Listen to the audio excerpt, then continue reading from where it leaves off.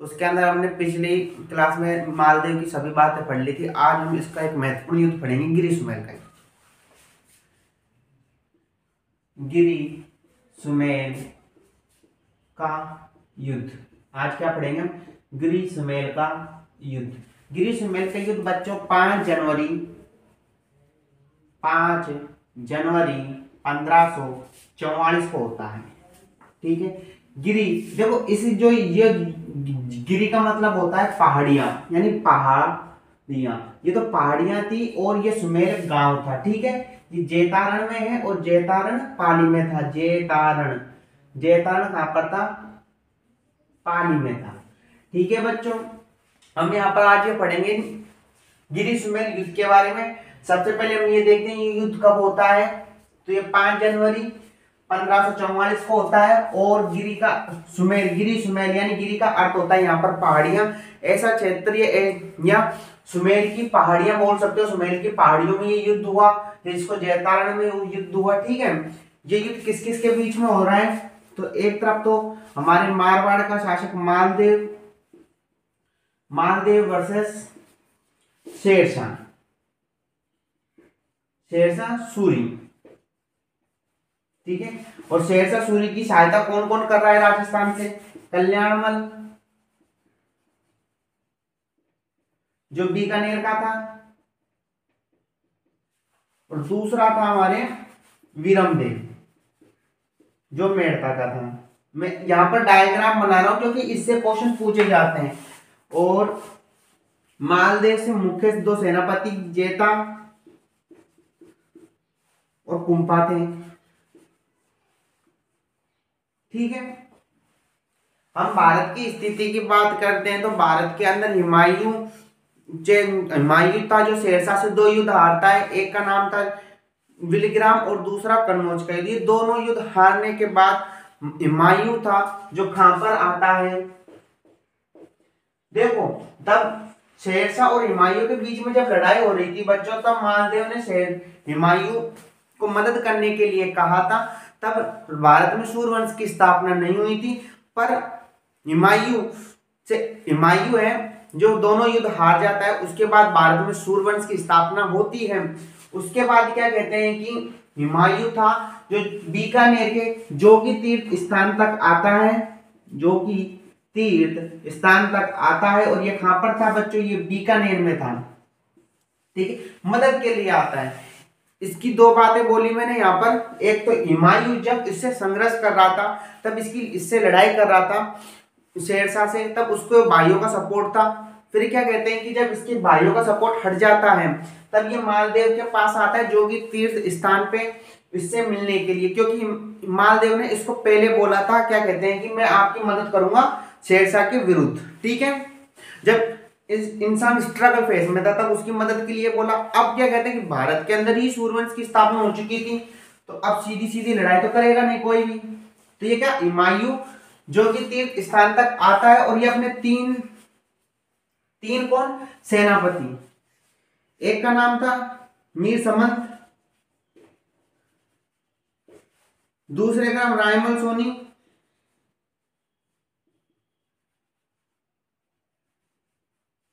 और अतंगा खान।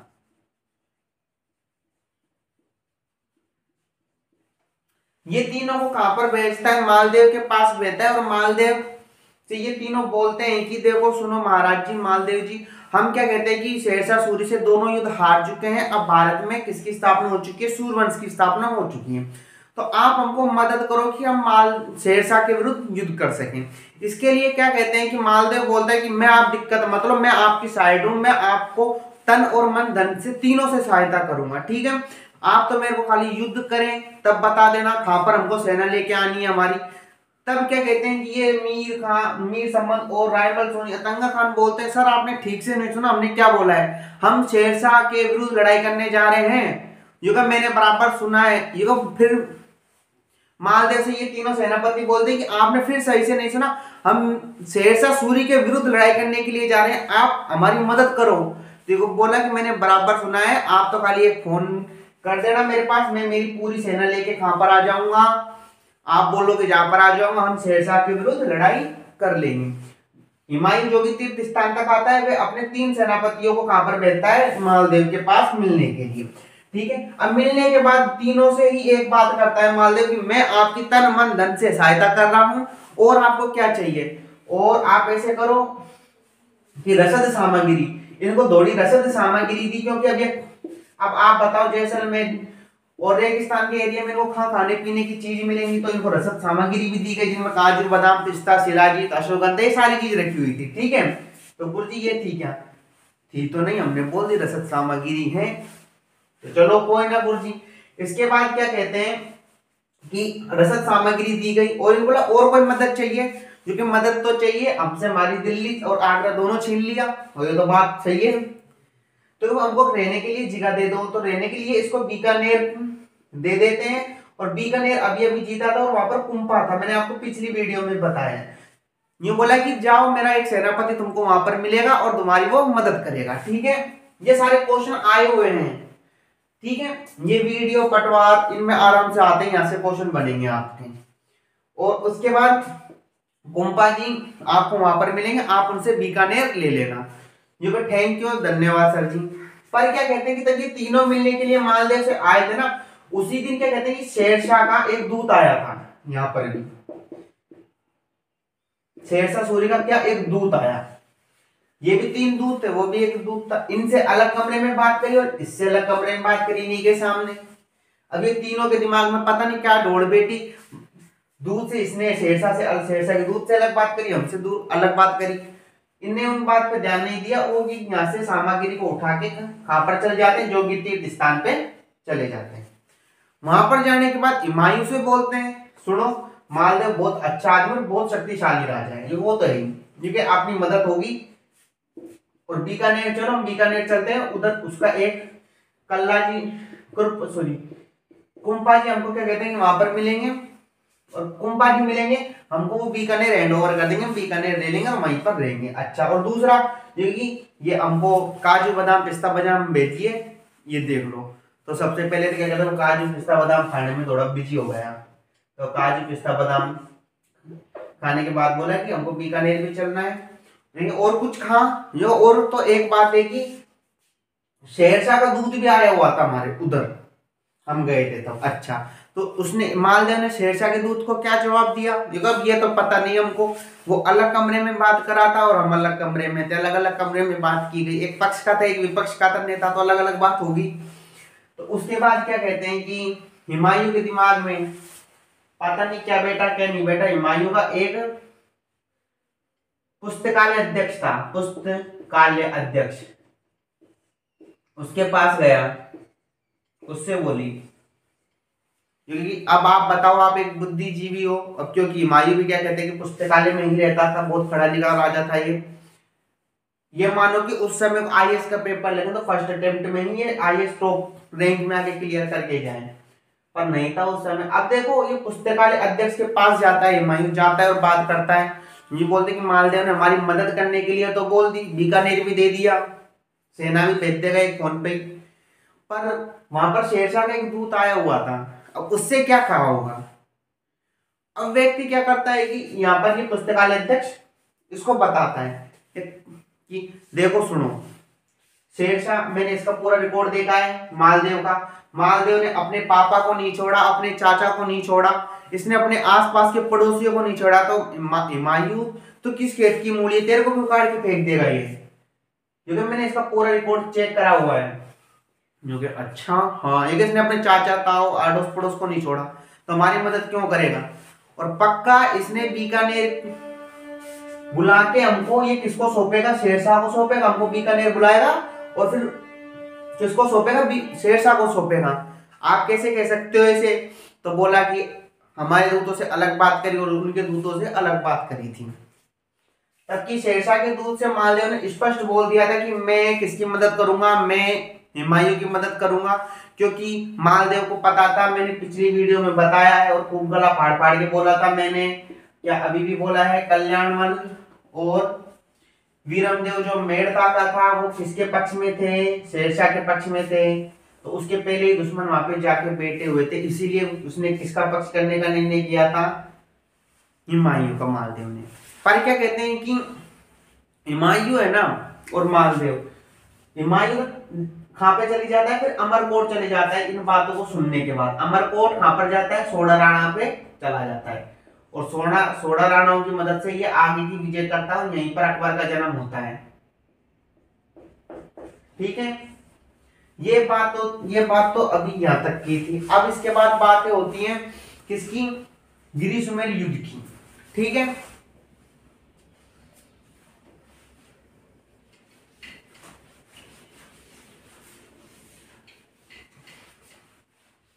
अब इसके बाद क्या कहते हैं कि इसने स्पष्ट जवाब दे दिया था तो इसका मतलब युद्ध तो होगा। तो शेरशाह क्या करता है कि अपनी सेनाओं को लेके आता है। दिल्ली से कौन चल रहा है, शेरशाह। और शेरशाह कहां से आ गया भैया, दिल्ली से आ गया। इसके साथ वही कल्याणमल और कौन, वीरमदेव, ये भी अपनी अपनी सेना लेके आ गए। तो इसकी सेना काफी बड़ी थी, इसकी सेना 80,000 की थी और तोपें भी थी इसके साथ। इधर मालदेव, अब मालदेव भी क्या कहते हैं कि सेना बनाए, तो जेता तो इसके पास था ही। अब बीकानेर में बैठे हुए कुंपा जी को पता लगा कि क्या कहते हैं कि मेरे जो बीकानेर और जोधपुर के भाई बंद हैं वो कहां पर जा रहे हैं, लड़ाई करने के लिए शेरशाह के पास जा रहे हैं। अब एक वीर योद्धा का खून उबाल पे उस समय मेरे भाई बंद वहां पर सिर कटाएंगे, वहां पर क्या कहते हैं कि दुश्मन का खून बहाएंगे और मैं बीकानेर में बैठ के यहाँ पर रक्षा करूंगा। नहीं नहीं, मेरे को ये बात शोभा नहीं देती। और ये बात सुन के कुंपा भी क्या कहते हैं कि कहां पे आ जाता है, मालदेव के पास आ जाता है। और मालदेव के पास आता है तो वहां पर काफी सारे लोग बैठे हुए थे और मालदेव की सीधी नजर कुंपा जी पे पड़ती है और वो वहां पर देखता है कि वो कौन बैठा है वहां पर। तो बोलता है कि मैं बीकानेर से कुंपा जी जो आपने भेजा था, जो कि मैंने भेजा था वहां की रक्षा करने के लिए, पर उनने बोला कि देखो मेरे बीकानेर और जैसलमेर के भाई बंद लड़ रहे हैं तो मैं भी आऊंगा। ये शाबाश मेरे चीते आ। उसके बाद मालदेव ने बोला कि हम युद्ध कहां पे करेंगे, जेता ने बोला जेतारण में करेंगे, मेरे गांव में। मेरे गांव में क्यों करेंगे, मैं व्यवस्था कर दूंगा, इसीलिए किसकी, खाने पीने की, रहने पीने की, सबकी व्यवस्था कर दूंगा आराम से, आप वहां पर युद्ध करो। ठीक है, तो ये अपना डेरा कहां पे लगाते हैं, जेतारण में लगाते हैं। अब शेरशाह सूरी चल दिया यहाँ से, दिल्ली से। शेरशाह सूरी के पास कल्याणमल और वीरमदेव। अब इन दोनों से पूछा करना क्या है, जो करना तो कुछ भी नहीं है, हम बीकानेर लेंगे, आप जोधपुर लेना, मेरे को मेड़ता दे देना, चलो कोई नहीं, करते हैं युद्ध। जैसे ही शेरशाह जैतारण पाली में आगे अपनी सेनाओं को पड़ाव डालता है तो इसको मालदेव के बारे में पता लगता है। मालदेव क्या कि इसने अपने पापा को, चाचा को, इनका राज्य हड़प के इसने अपना राज्य का विस्तार किया था। पापा जी की तो इसने इसकी हत्या कर दी थी, पितृहंता है मारवाड़ का। चाचा को मारा था, भतीजों को तो यहाँ पर भगा दिया था। शेरशाह के पास वो बैठे हुए थे। उसको ये पता लगा कि भाई साहब ये 57 युद्ध जीत चुका है, 52 युद्ध जीत चुका है और आज तक जिस राजा ने इससे युद्ध किया है तो उसको क्या कहते हैं कि पानी भरा के ही इसने भगाया है। यानी शरीर तो पड़ा है और आत्मा भाग जाती है, ऐसे युद्ध लड़ता है ये। अच्छा, तो क्या कहते हैं कि मालदेव के बारे में उसको पता लगा। फिर से क्या कहते हैं कि वीरमदेव और कल्याणमल से पूछा गया कोई स्ट्रेटेजी है अभी भी युद्ध करने की, ये कहा है ना, ये क्या हम मेड़ता ले लेंगे, बीकानेर ले लेंगे, आपको जोधपुर दे देंगे। तो शेरशाह बोलता है कि तुमको ये नहीं लगता कि अब की बार ये दिल्ली भी ले लेगा और क्या कहते हैं कि और अपने प्राण भी ले लेगा एक साथ में। युगा ऐसा क्यों होगा, युगा ऐसा कुछ भी नहीं, युगा तुमको भगा भगा के मारा, मेरे पास क्या कहते हैं फुल एचडी में तुम्हारी वीडियो है, तुम्हारी आत्मा अलग भाग रही है, तुम्हारा शरीर अलग भाग रहा है यहाँ से। देखो ये बात भी है और दोनों चुप हो गए ये। तो शेरशाह ने क्या कहते हैं कि अपने सैनिकों को यहाँ पर, सैनिकों को व्यापारी का भेष डाल के कहां पर भेजा, मालदेव के पास तलवार भेजने के लिए। और इसकी कूटनीति थी यहाँ पर, उसने बोला शेरशाह ने अपने सैनिकों से कि अब तुम जाओ और तुम तो खाली ये तुम जहां पर तलवार बेचोगे ना मालदेव को, उसके आसपास शिविरों में पटक देना। तो इनने ऐसा ही करा। वो एक लेटर दिया, पहले व्यापारी का वेश बनाया इनके सैनिकों ने, फिर मालदेव के कैंपों में गए, वहां पर तलवारें बेची गई और सब ने तलवार लेकर 200 300 500 तलवारें खरीदी गई। उसके बाद क्या किया, इनको पैसे दिए और ये आते ही समय वहां पर क्या पटक गए, अपना एक लेटर पटक गए।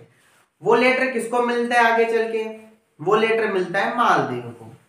मालदेव पढ़ता है जेता और कुंपा, तुम मालदेव को पकड़कर मेरे हवाले कर देना, मैं तुमको राज्य दे दूंगा। ऐसा लेटर उधर छोड़ा जाता है। तो वो लेटर छोड़ने के बाद मालदेव प्रेस कॉन्फ्रेंस बुलाता है खुद की, और उसमें ऐसे लेटर ले रहा है ऊपर, क्योंकि ये जेता और कुंपा ने हमारे साथ गद्दारी करी है और हम जिनकी खातिर युद्ध लड़ने आए हैं वो तो मालदेव हमारे साथ मिल चुके हैं, गद्दारी कर चुके हैं, तब हम क्या करें, युद्ध करने को तो कुछ भी नहीं है। उनको बुलाया गया, बात हुई और जेता और कुंपा ने बताया कि ये हमारी राइटिंग नहीं है, हमारे पास क्या कहते हैं कि इस कलर का पेन बिल्कुल नहीं है, ये रेड कलर में लिखा गया है, हम ब्लू कलर का ही पेन यूज में लेते हैं, और ये सिग्नेचर भी हमारी नहीं है, ये फोटो कॉपी की गई है।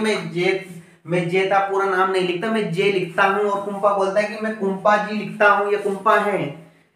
तो मालदेव ने इनकी बातों पे विश्वास नहीं किया और ये अपनी सेना लेके पीछे हट जाता है। और ये बात ही क्या कहते हैं कि शेरशाह तब क्या करता है, अब सुबह युद्ध होना स्वाभाविक था, इनके पास 8,000 सैनिक थे और अगले के पास 80,000 सैनिक थे। ये युद्ध बच्चों इतना भयावह हुआ था, ये 8,000 सैनिकों ने 80,000 सैनिकों को पानी याद दिला दिया था। और यहाँ पर जहां पर बोला जाता है कि ग्रीष्ममल के तालाब थे, उधर खाली बचा था पानी के अलावा, वहां पर खून बचा था और अफगानों की शरीर बचे थे और कुछ नहीं बचा था वहां पर। तब जेता और कुंपा जैसे महान सेनापतियों ने युद्ध लड़ा था।